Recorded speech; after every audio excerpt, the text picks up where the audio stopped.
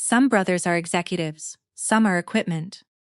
My older brother Vince said that into a microphone at our father's retirement party, at the Elks Lodge, in front of 60 guests, including 30 of our drivers and their families.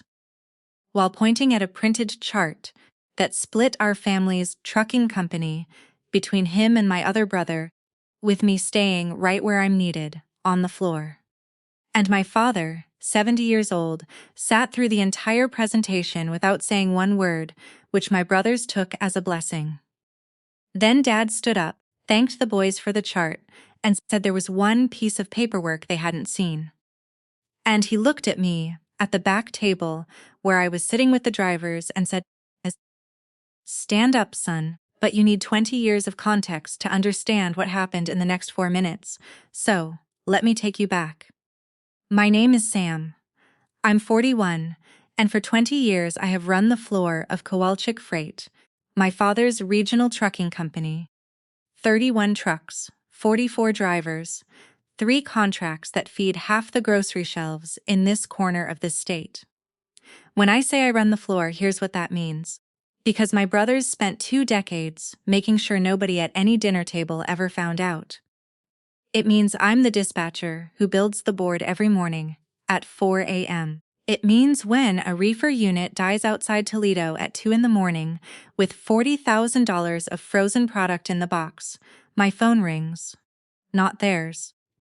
It means I sit across from the Department of Transportation auditor every year with our logs and our maintenance records, and for 11 straight years we have passed clean, which anyone in this industry will tell you is like bowling 11 perfect games.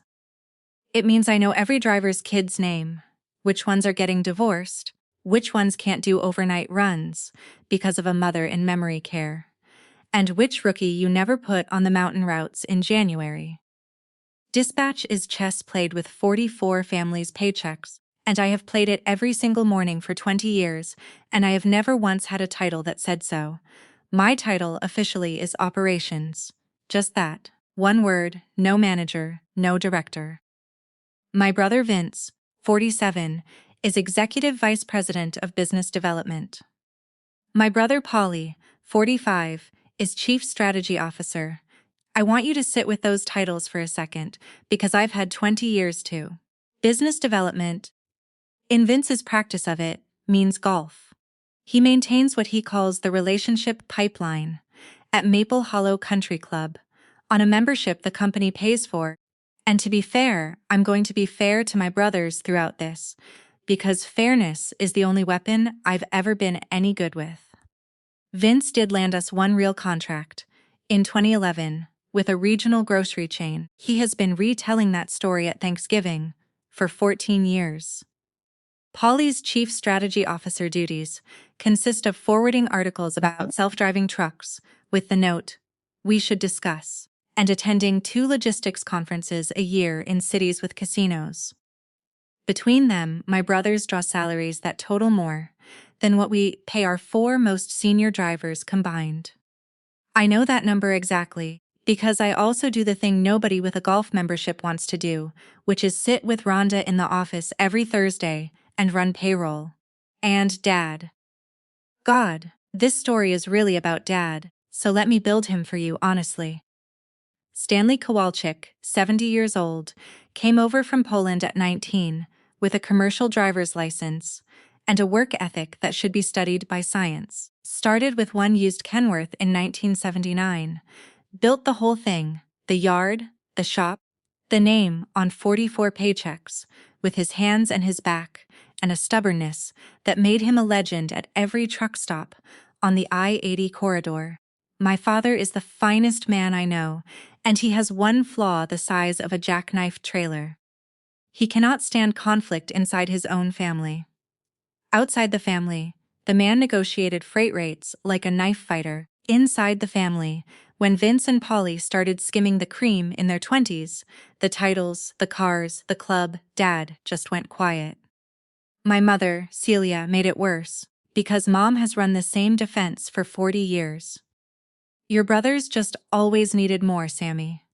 You've always been the strong one. That sentence was the family constitution.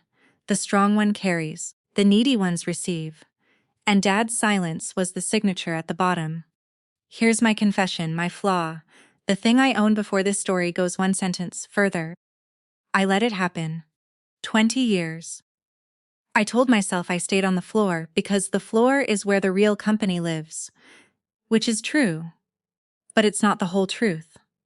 The whole truth is that every time I thought about demanding the title, the equity conversation, the seat at the table, I pictured Dad's face during a family fight, that gray, caved-in look he'd get, and I folded. I chose his piece over my worth, over and over, for 2 decades, and I called it loyalty, and some of it was just fear wearing loyalty's jacket.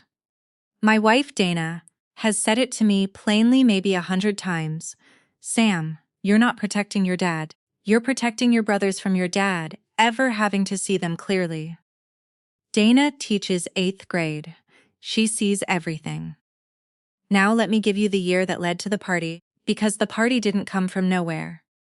It came off an assembly line, last spring, about a year and a half ago now. Dad started talking about retirement for real. He was slowing down. He'd stopped coming to the yard before 6, which for Stanley Kowalczyk was like the sun rising in the west. And the moment the word retirement entered the building, my brothers changed. Not toward Dad. Toward Dad they got sweeter than pie, suddenly visiting, suddenly interested in his stories, Vince taking him to lunch, Polly bringing Mom flowers. Toward the company, they turned into appraisers walking an estate sale. Vince started showing up at the yard. Vince, who I'd previously seen in the actual yard maybe 6 times a year, walking around with a legal pad, asking the shop foreman how old the Peterbilts were. Polly requested, through Rhonda, a comprehensive overview of all client contracts, which Rhonda relayed to me with one eyebrow at an altitude I'd never seen it reach. And then came the small things, the tightening. In September, Vince called a leadership meeting, him, Polly, and me. No Dad, where he presented what he called a post-transition organizational vision. There was a slide. On the slide there were 2 boxes at the top, one for him, one for Polly, and a line running down to a wide flat box at the bottom labeled Operations, Sam. Day-to-day continuity, day-to-day continuity. 20 years of 4 a.m. and I was a continuity. I asked calmly what the ownership structure looked like in this vision. And Vince did the thing he's done since we were kids, the little laugh, the palms out, and said, "Sammy, come on. Ownership follows leadership. You're not a suits guy, that's not an insult. The company needs guys like you exactly where you are. We'll take care of you. Haven't we always?" Polly nodded along and added, and I quote him precisely because the sentence still lives behind my ribs. "Somebody's got to actually run the trucks, Sam. Not everybody can be the face." I went home that night and told Dana, and Dana put down her grading pen and said, "Go to your father. Tonight. Tell him what they're planning." And I didn't. There's the flaw again, in daylight. I told myself Dad didn't need the stress. He'd had some health stuff that spring. More on that later. He'd been cagey about it. And I told myself the succession would sort itself out, because Dad was fair. Dad knew, Dad saw. But I want to be honest with you about the real reason, the ugly one. After 20 years, some beaten-down part of me believed them. Believed the org chart. Believed that guys who smell like diesel don't get the top box. You spend 2 decades being told your equipment, and one morning you catch yourself checking your own tread depth. October. It got worse. Vince and Polly started making moves that assumed a future they hadn't been granted yet.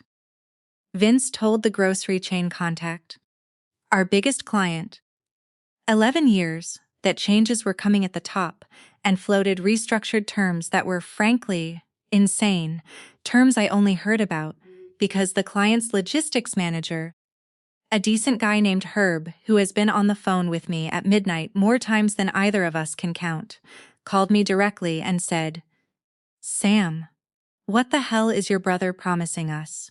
Because if the service model changes, We're gone, and I'm telling you before I tell anyone else out of respect for you specifically. I smoothed it over. Quietly. Like always. Paulie, meanwhile, brought a buddy from his golf foursome, a fleet consultant, into our shop, unannounced, to appraise the trucks.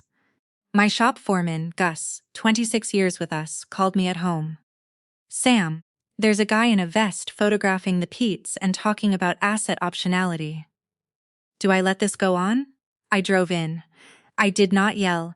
I have never once yelled in that yard. Drivers notice everything.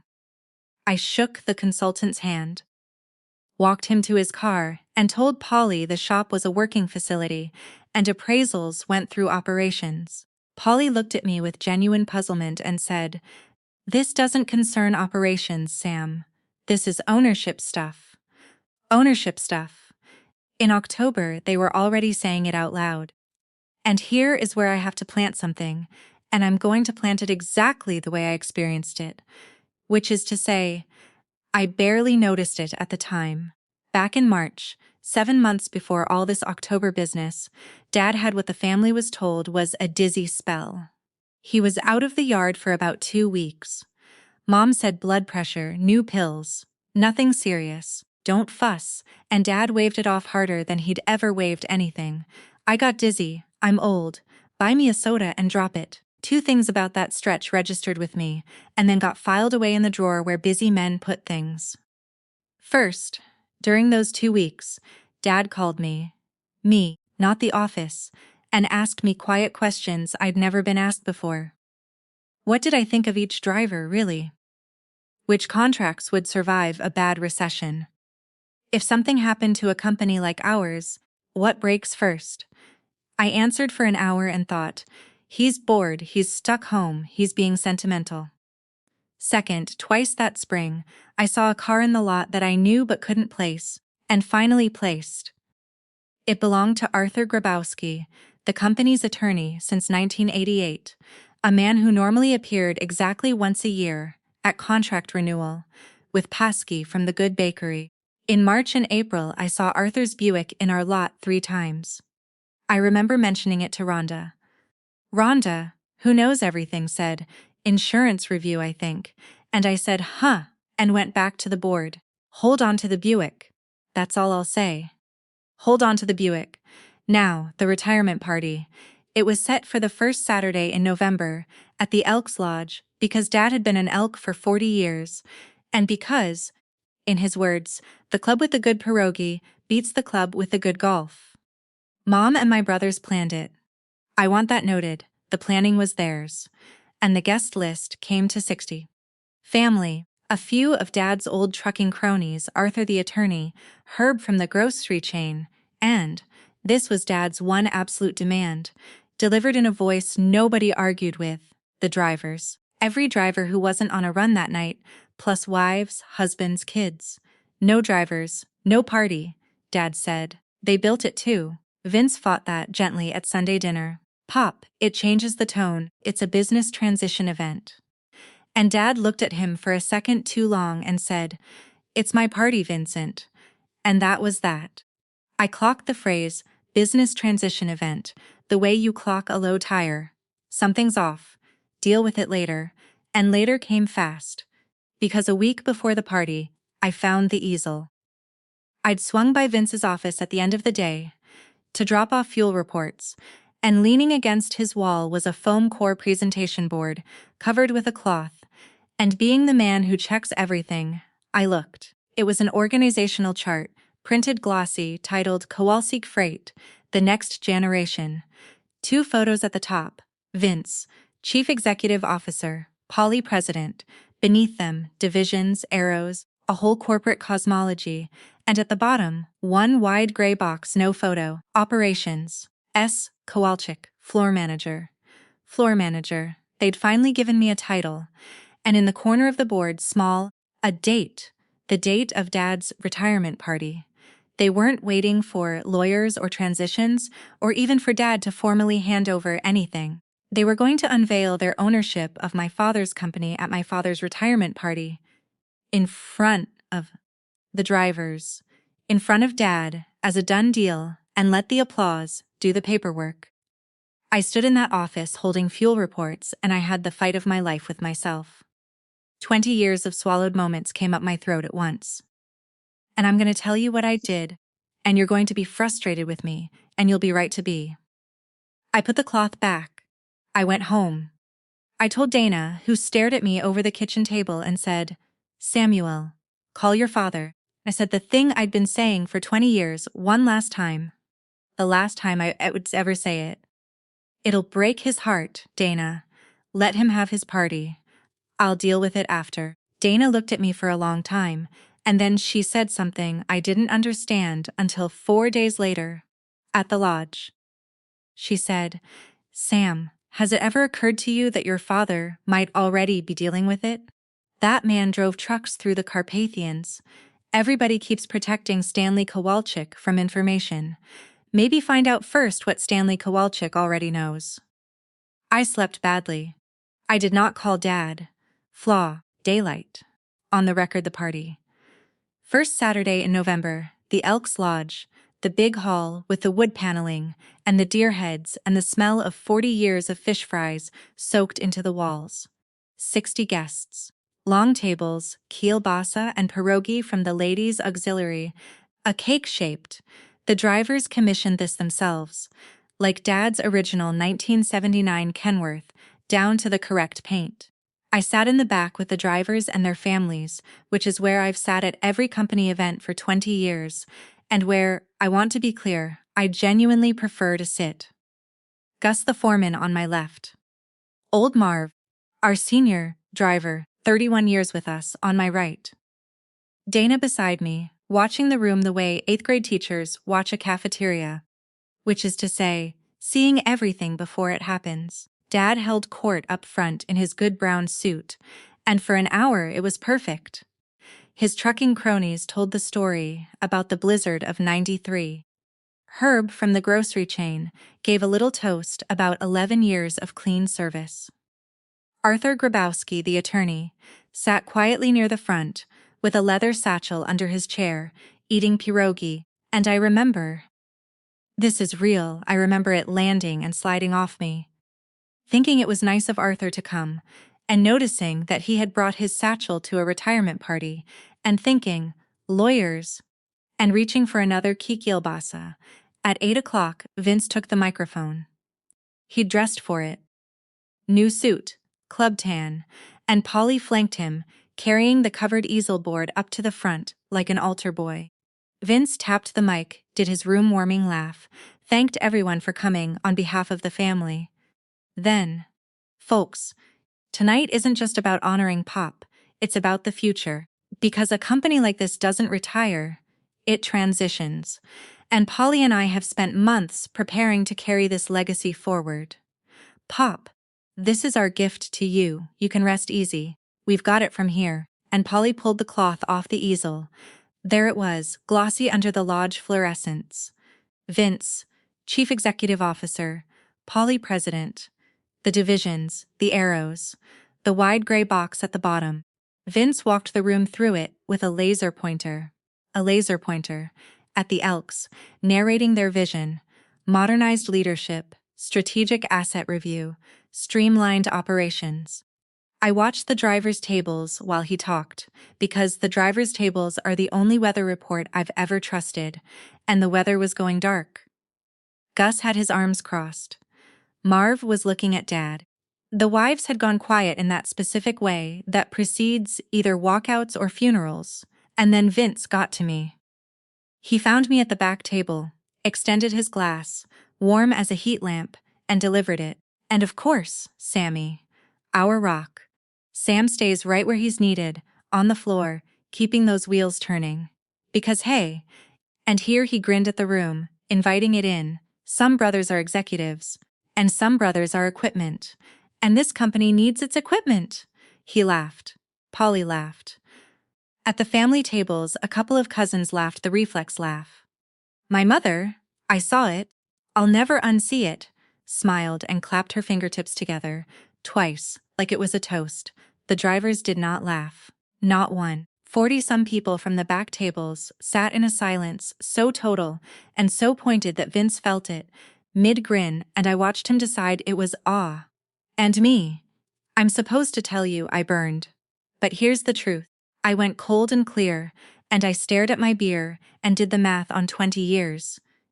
Every 4 a.m., every Toledo breakdown, every clean audit, every Christmas Eve on the phone with a stranded driver, all of it lined up against one gray box on a foam core board, and I felt Dana's hand find mine under the table, and I made the decision not to make a scene. Never a scene, not in front of the drivers. I decided that on Monday morning, I would sit down across from my father, alone, and lay 20 years on his desk. And if the answer was still a gray box, I would resign, and 44 drivers would learn about it within the hour. And my brothers could run their laser pointer over an empty yard. I had it all mapped by the time Vince said, "Questions can wait for the transition memo." I was already in Monday. I was calm the way you're calm when the decision is finally made. Which is when my father stood up. He didn't take the microphone. Stanley Kowalczyk has never needed one. He stood, buttoned his brown suit jacket, and the hall went quiet on its own, 60 people and the deer heads. He looked at the easel for a moment, at the glossy chart, at his son's photographs in the top boxes, and he said, "Thank you, Vincent. Thank you, Paul. That's a handsome chart. You always made handsome charts." Vince beamed. "Polly actually did a little bow. There's just one piece of paperwork you haven't seen," Dad said. And he nodded. Not at Vince, not at Polly, at the front row, at Arthur Grabowski, who set down his fork, wiped his hands with the deliberateness of a man who has waited months for a fork-setting down moment, and lifted his leather satchel onto his lap. Then my father turned and looked past his executives, past the family tables, all the way to the back of the hall, to the drivers' tables, to me. And in front of 60 people, in a voice I hadn't heard since I was a boy. The yard voice, the voice that once backed down a Teamsters negotiator, and 2 state inspectors in the same afternoon. Stanley Kowalczyk said, "Sam, stand up, son. Okay, this is the part everyone's been waiting for, and I'm going to slow it down to the speed it actually happened at, because I've replayed those 4 minutes every morning, at 4 a.m. for a year now, and they still hand me my coffee." "Sam, stand up, son." 60 heads turned to the back of the hall. I stood up. I didn't know why I was standing. I want that on the record. Because half this county now believes I orchestrated the whole evening, and the truth is, I stood up the way you stand up when Stanley Kowalczyk uses the yard voice, which is to say, immediately and without information. Dana let go of my hand and gave me one small push at the elbow. I walked up the center of that hall between the tables, past the cousins, past my mother's frozen fingertips, past Vince, who was still holding the microphone and wearing the smile of a man whose surprise party has developed a second surprise, and I stood next to my father in front of the easel, with my brother's glossy faces on it. Dad put his hand on my shoulder. And then he talked to the room, not to me, in that accent that 50 years in this country never sanded off, and thank God for that. "Most of you know how I started," he said. "One truck. 1979.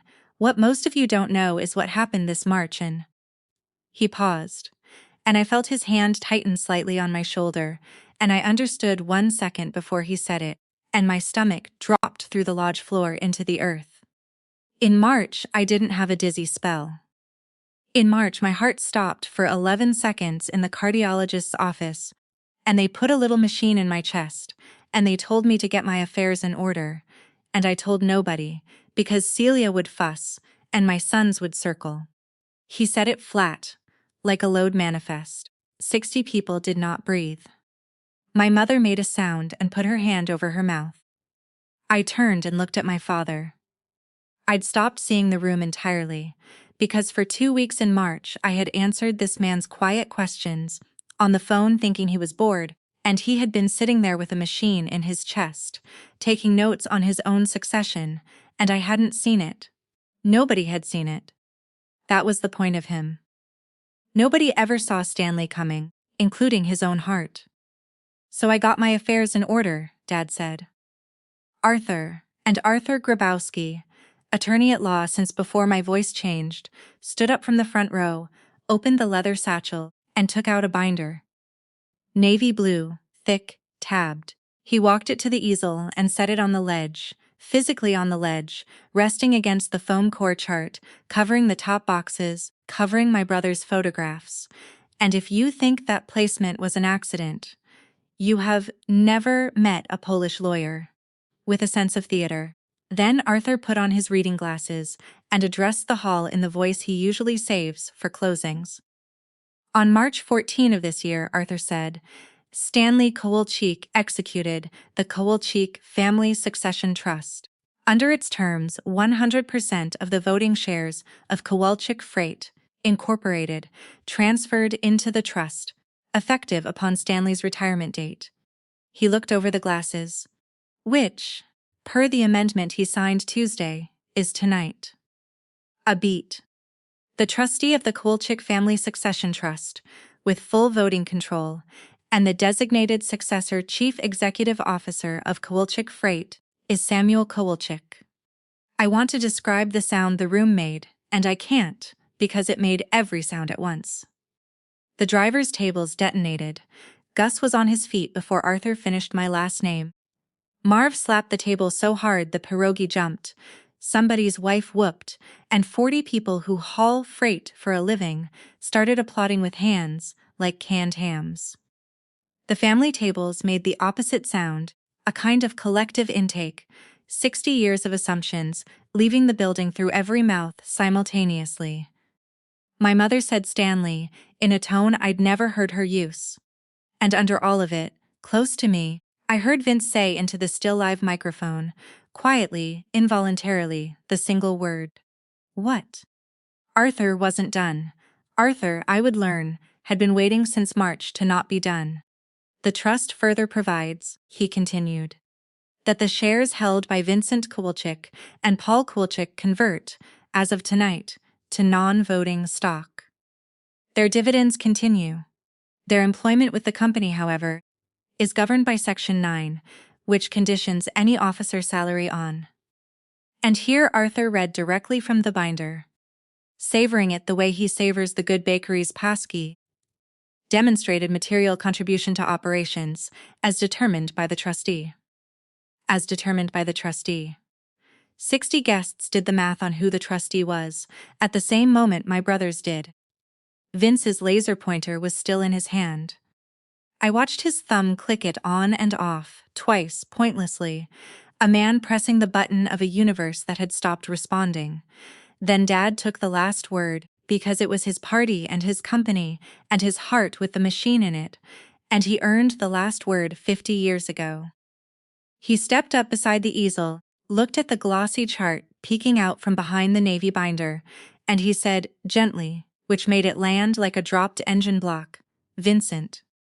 Paul, I sat through your presentation because I wanted to see how far you'd take it, and you took it all the way, and I'm glad the whole company was here to watch, because now nobody has to wonder. I signed this in March, the week my heart reminded me I'm mortal. I signed it after 2 weeks of phone calls with the one son who knew every driver's name, every contract's weak point, every truck's age, from memory, at 4 a.m, for 20 years, for no title at all. He turned to Vince, and the gentleness stayed, and that was the terrifying part.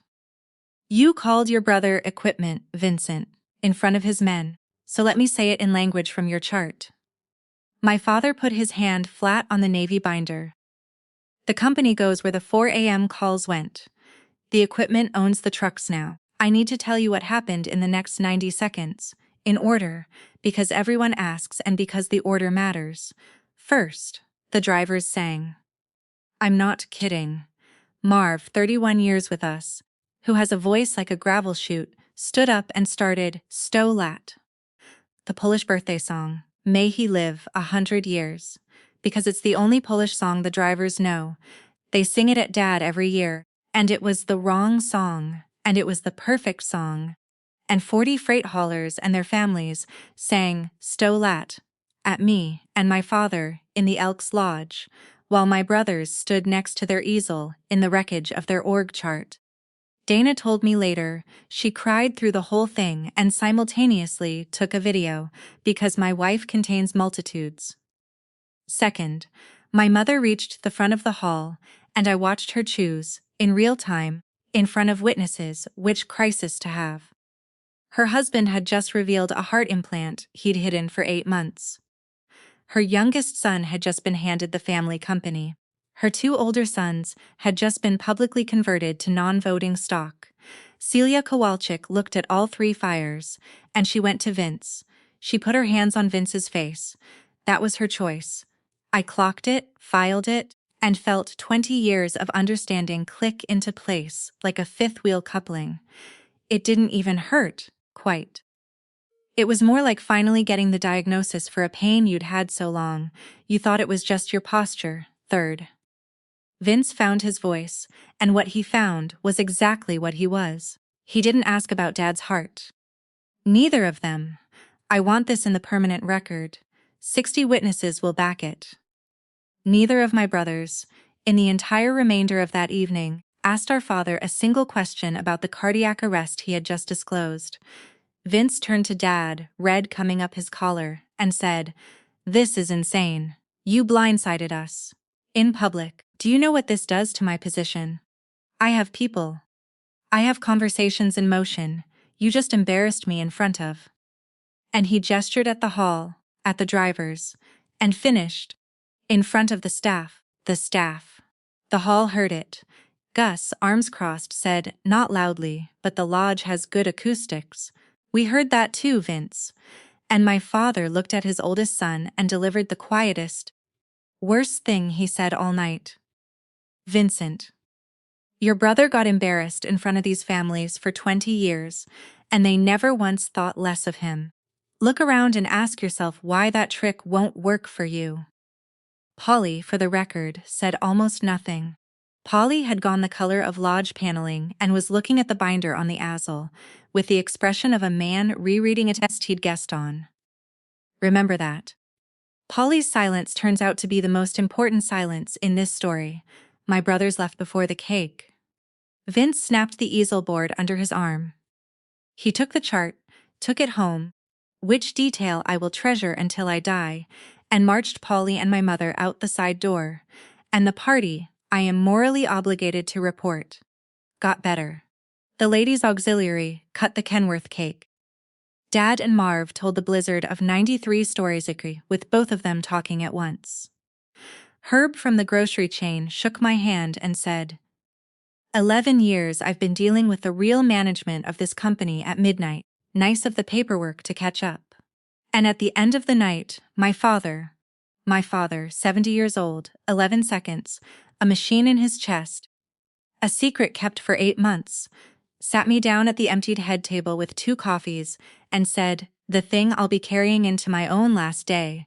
He said, "I owe you an apology bigger than that binder, Sam. I watched them do it to you for 20 years, and I kept the peace instead of keeping you." A man tells himself silence is neutral. It isn't. Silence always sides with whoever's loudest. He turned his coffee cup a full circle on the table, an old habit, and finished. In March I had 11 seconds to think about what I'd leave behind. You know what came? Not the trucks, the board. Your board. At 4 in the morning, all lit up, everybody's family accounted for. I built a company, son. You built the thing inside it that was worth protecting. The rest was just me finally doing my paperwork. I'm a 41-year-old dispatcher, and I cried at the Elks Lodge in front of a deer head, and I'd do it again. Now, Monday, and the Cascade, because a trucking company does not pause for feelings, and neither does this story. Monday, 6 a.m., I was at the yard, at the board, same as every Monday for 20 years. Except the drivers coming through dispatch kept doing a thing where they'd knock the doorframe and nod at me. No words, just the knock and the nod, 44 times, which in driver is a coronation. At 7, Rhonda brought me coffee she did not have to bring and informed me she'd already changed the signature authorities at the bank. Because Arthur called Saturday night. And also because I've been waiting 11 years. At 8, Herb called. Confirming my contact for the renewal is now officially the guy it's always actually been. Confirmed Herb at 9, Vince arrived. Suit, sunglasses, the walk. He came into dispatch, a room he entered maybe annually, and stood in front of my board and delivered the speech he'd clearly built all weekend. This wasn't over. Dad was obviously diminished and had been manipulated.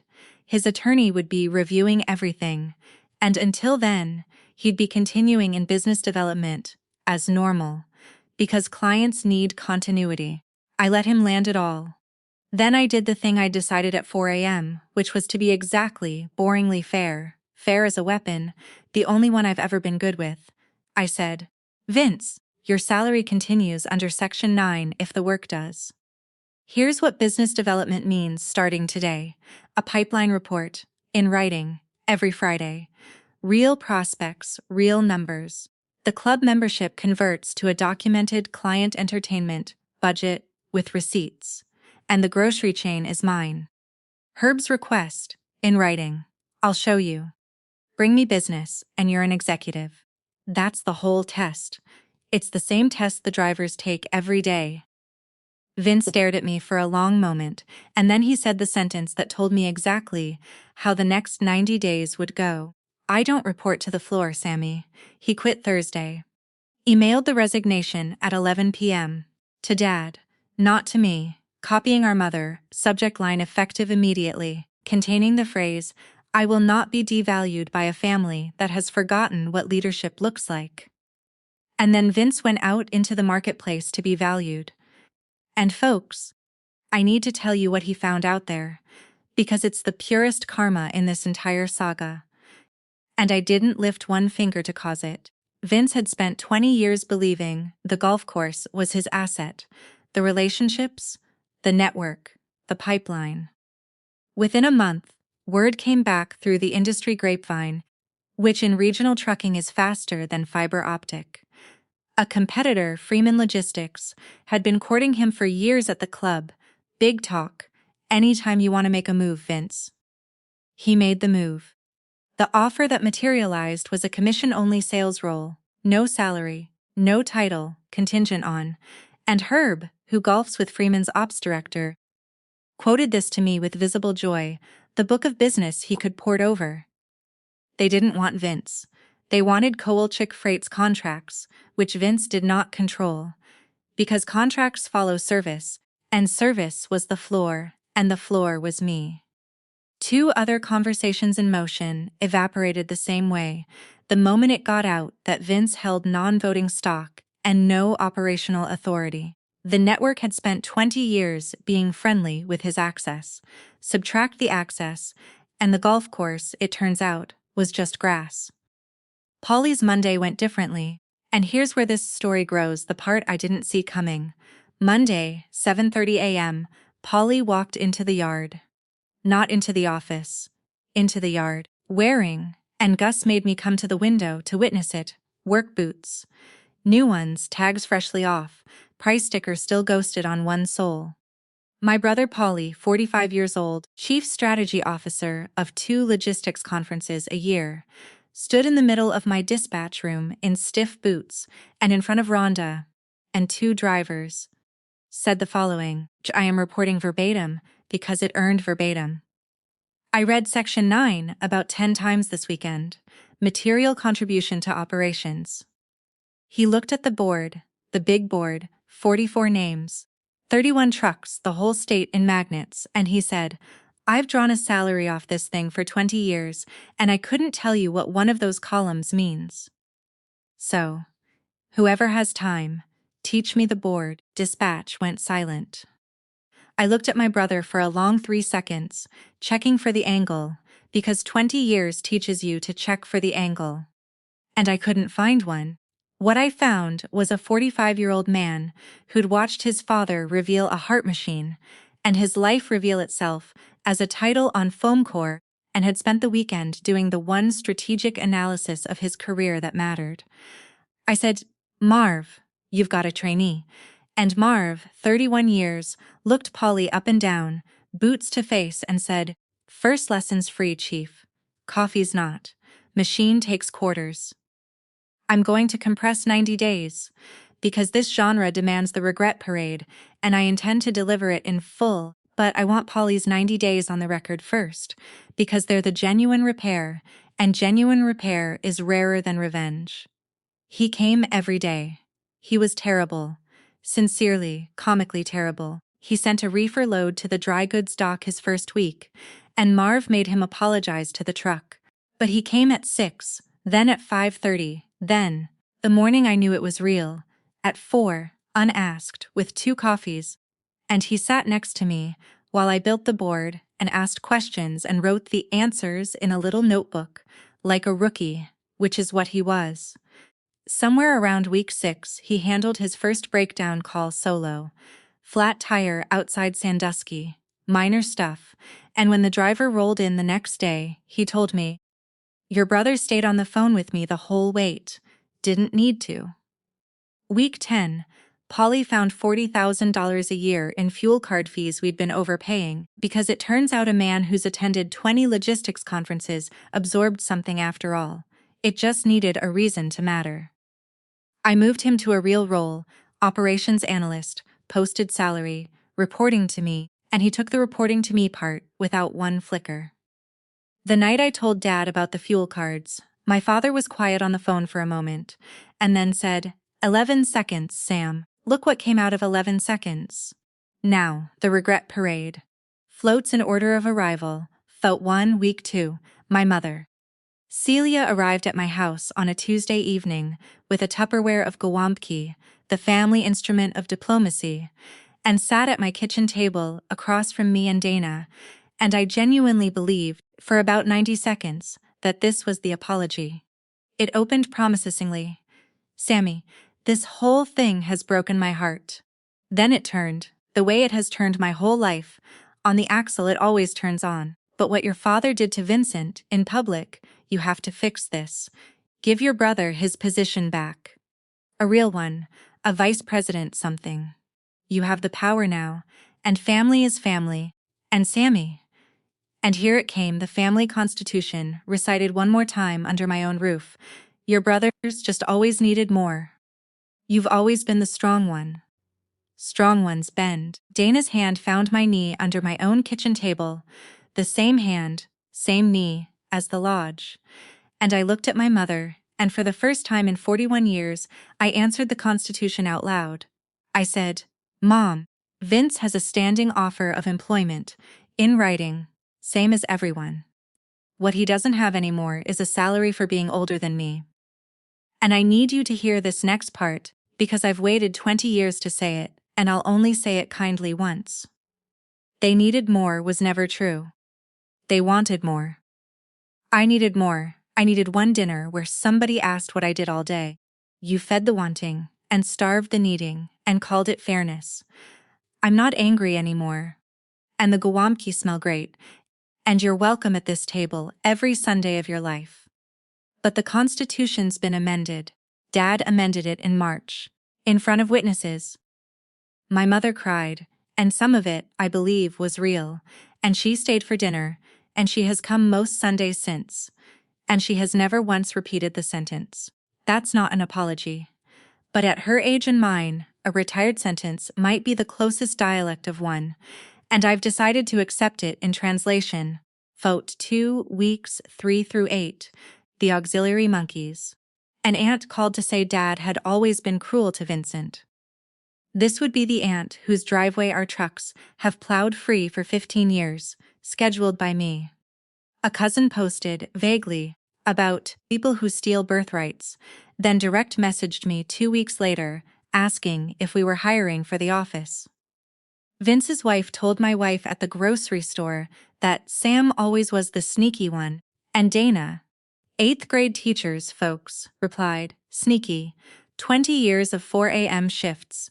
The man announced his location every morning for 2 decades and put the cart away and left.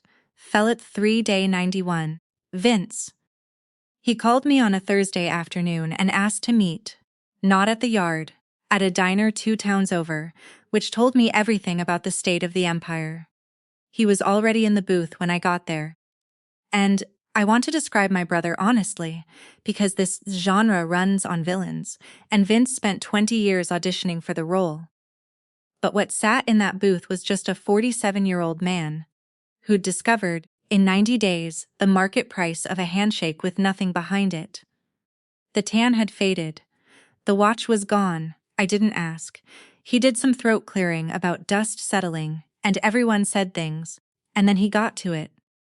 Freeman had strung him along and lowballed him. The other conversations were dead, and the country club dues, personal now, were due. And then my brother looked at his coffee and said the closest thing to the truth he's ever produced in my presence. Nobody out there returns my calls, Sam. Turns out they were calling the company back.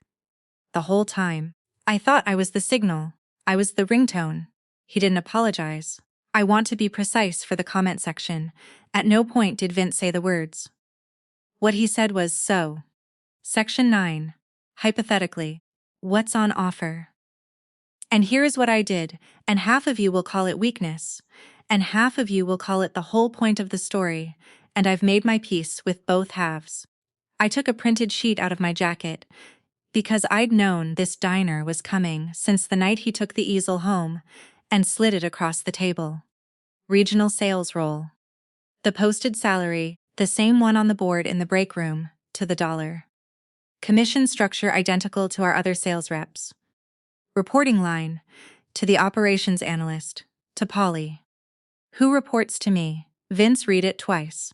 His jaw worked. He said, "This is what you'd offer a stranger." And I said the line I'd been carrying for 20 years, and it came out calm, because everything true comes out calm. No, Vince. It's what I'd offer anybody. That's the amendment. There's no equipment at this company. There never was. Just people, and a posted rate, and a board that doesn't care what your last name is at 4 in the morning. You want the top box back. There's one road, and it runs through the yard. And your brother's already 90 days ahead of you on it. In boots, and it turns out the yard's a pretty good place to become a person. Doors open, rates posted. He took the job, signed the sheet in the booth with the diner's pen. First Monday, he parked the sedan next to Polly's truck, came in through dispatch like everyone does, and stood for a second in front of the board. The big board, all lit up. Looking at it, I think genuinely looking at it, for the first time in his life. Marv walked past him with a clipboard and said, without breaking stride, "Coffee machine takes quarters, Chief." And Vince. This is why I have hope for my brother, one thin, load-tested strand of it. Vince patted his pockets, came up empty, and Polly, my other brother in his broken-in boots, wordlessly handed him 2 quarters. "Stolat, you two. Stolat, Dad's doing well, since everyone will ask." The machine in his chest does its job. The cardiologist calls him aggravatingly durable. He comes by the yard on Fridays, drinks 1 coffee, tells 1 story, touches the hood of 1 truck like a man greeting a horse, and leaves before he can be tempted to fix anything, which he says is the hardest discipline of his life. He and I have breakfast every Saturday. We talk about everything now. 20 years late and right on time. And the last thing. The thing I have to stop and breathe before I tell, even now. About a month after the party, I came in at 4 a.m. like always, and the dispatch office door had something new on it. Brass plaque, drilled in straight. Gus's work, you could tell by the level lines. The drivers had chipped in, all 44 of them, Rhonda holding the envelope. It wasn't a retirement gift for Dad, it was for me. The plaque says, "Executive Floor," and on the desk, next to the board, sat my father's thermos. The green-dented one, older than me, the one that rode in the 1979 Kenworth, the one that sat at his elbow for 50 years of 4 a.m.s. Full, hot, and it has been there, full and hot, every single morning since. I have never once caught who does it, and I've come in at 3:40 trying. And the drivers deny everything with the worst poker faces in freight. So, every morning at 4, I pour the first cup from my father's thermos. And I look at the board with everybody's families accounted for, and through the window the trucks start rolling out under a plaque that tells the truth. The executive floor was always the floor. So tell me honestly, because my own dispatch room argues about this on breaks, and Rhonda has threatened to post a sign. Dad sat through my brother's entire presentation, letting them hang themselves chart by chart in front of 60 people, when one phone call in March could have spared everyone the ambush. Marv says that's justice with a Polish accent. Dana says a braver father talks first and signs second. And me, I handed both brothers jobs. Posted rate, no groveling required. Half the drivers say that's the strongest thing I ever did, and the other half say some men only learn from a winter outside. So, which is it? Was my father's silence wisdom or one last flinch? Should Vince have gotten the sheet at the diner or the check and the door? And the real question, the one for you, in your family, who's sitting in the gray box on somebody's chart right now? And what exactly are they worth at 4 in the morning?